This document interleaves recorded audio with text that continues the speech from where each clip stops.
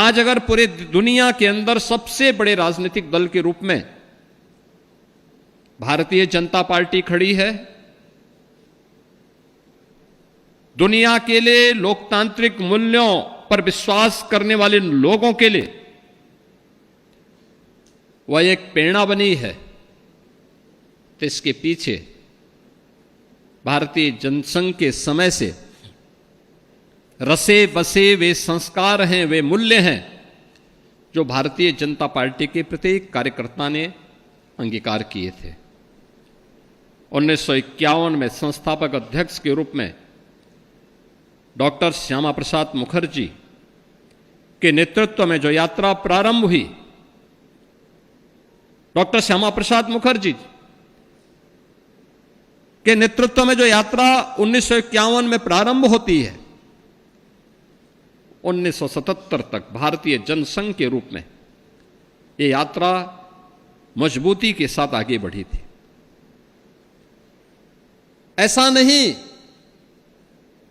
कि सत्ता को भीष्ट मान करके भारतीय जनसंघ ने यात्रा की हो, नहीं। डॉक्टर श्यामा प्रसाद मुखर्जी तो देश की पहली सरकार जब बनी थी, स्वतंत्र भारत की पहली सरकार बनी थी, उस सरकार में स्वयं देश के अंदर खाद्य और भारी उद्योग के मंत्री थे। लेकिन मंत्री पद को तिलांजलि देते हुए नेहरू सरकार के द्वारा तुष्टीकरण की पोषक नीतियों को प्रोत्साहित करने के कारण उसके विरोध में उन्होंने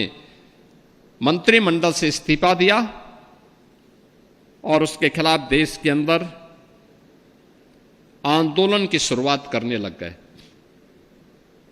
राष्ट्रीय स्वयंसेवक संघ के संपर्क में आने के कारण बाद में राष्ट्रीय स्वयंसेवक संघ को भी लगा कि नहीं, ये उचित समय है जब हम देश को उस विकल्प की पूर्ति का आधार बना सकते हैं जो एक वैक्यूम कांग्रेस के तुष्टीकरण की पोषक नीतियों के कारण प्रारंभ होने वाला है। उन विकल्पों की पूर्ति के लिए एक राजनीतिक दल आज आवश्यक है और उस राजनीतिक दल के रूप में जो नेतृत्व उस समय दिया गया था वह डॉक्टर श्यामा प्रसाद मुखर्जी के नेतृत्व में भारतीय जनसंघ की स्थापना के साथ प्रारंभ होता है। भारतीय जनसंघ ने जो यात्रा प्रारंभ की, याद करिए, जब हर दल अपनी स्वयं की सत्ता के लिए,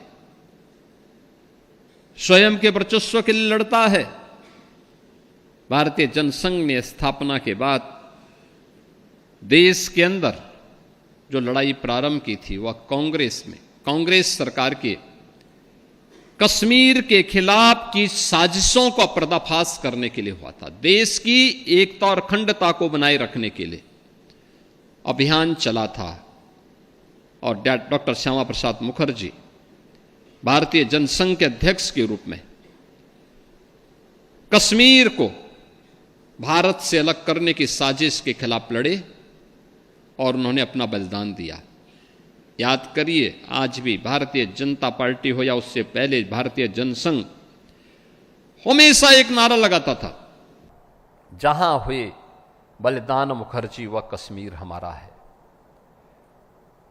1953 से लेकर के लगातार 2019 तक, जब तक कश्मीर में धारा 370 समाप्त नहीं होगी, भारतीय जनता पार्टी और भारतीय जनसंघ का एक एक कार्यकर्ता किसी भी बड़े अभियान में, बड़े आंदोलन में एक नारा लगाता था, जहां हुए बलिदान मुखर्जी व कश्मीर हमारा है। एक देश में दो प्रधान, दो विधान, दो निशान नहीं चलेंगे, नहीं चलेंगे, यह आह्वान करते हुए उन्होंने कश्मीर की परमिट पद्धति का विरोध करते हुए डॉक्टर श्यामा प्रसाद मुखर्जी एक साजिश के शिकार हो गए। उन्होंने अपना बलिदान दिया, लेकिन भावी पीढ़ी के लिए, देश के लिए कुछ कर गुजरने की एक जज्बा भी पैदा किया। यानी भारतीय जनसंघ जो भारतीय जनता पार्टी का पूर्व नाम है, यह उन महापुरुषों के बलिदानों पर आधारित है। डॉक्टर श्यामा प्रसाद मुखर्जी सबसे कम उम्र में कोलकाता विश्वविद्यालय के कुलपति के रूप में, जिन्होंने एक शिक्षाविद के रूप में एक दिशा दी, मात्र 33 वर्ष की उम्र में कुलपति बन गए थे।